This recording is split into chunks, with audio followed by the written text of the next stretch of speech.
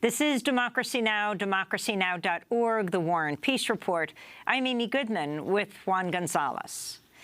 The FEMA administrator, Brock Long, is traveling today to Puerto Rico and the U.S. Virgin Islands. He just announced this morning to see firsthand the damage caused by Hurricane Irma. On the island of St. John in the Virgin Islands, 80% of homes have been severely damaged. Meanwhile, in Puerto Rico, 300,000 people remain without power. Authorities have warned parts of Puerto Rico could be without electricity for up to 6 months, in part due to the island's economic crisis. Juan, you've been closely covering the situation in Puerto Rico. What does the hurricane have to do with the political crisis in Puerto Rico? Well, first of all, I think it's important to understand that the hurricane didn't really hit Puerto Rico head-on like it did in Cuba or even in the other Caribbean islands. It basically glanced of the island, and yet many people on the island were stunned to see so much electricity go down. As you mentioned, at the beginning when the hurricane hit, about as many as 1 million people went without electricity, and about 1/3 of the people lost water because so many of the pumping stations, water pumping stations in Puerto Rico depend on the electrical grid for their power source, so that there are hundreds of thousands of people also without water on the island.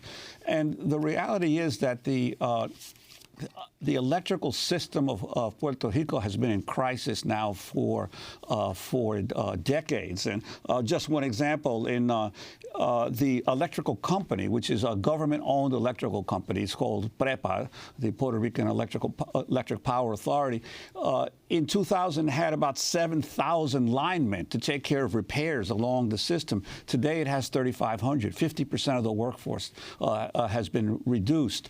And so when even a hurricane like this gets near the island, it creates enormous devastation for the electrical system. And now this has become the basis for the attempts to privatize the electrical system, because the electrical company is the crown jewel of industry in Puerto Rico.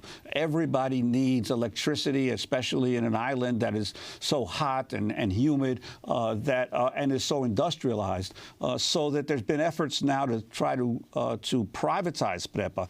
And of course, the source of how the electricity is generated in Puerto Rico is critical. One example, 51% of all the electricity in Puerto Rico is produced through burning petroleum, compared to less than 1% of all the electricity generated in the United States is generated through petroleum.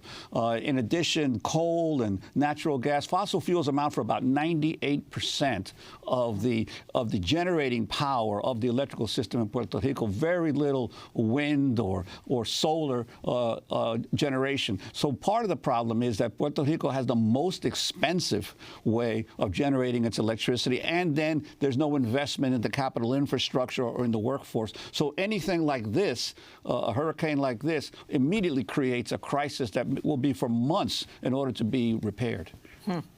Well, we'll continue to follow what's happening in Puerto Rico. Any final comments? And did you hear, you were born in Ponce, right? Did you hear how it was affected? It wasn't affected. In fact, I talked to my sister who lives in Calle, in the center of the island, and they said they were surprised how little impact of the actual hurricane was on the island, yet everyone lost electricity.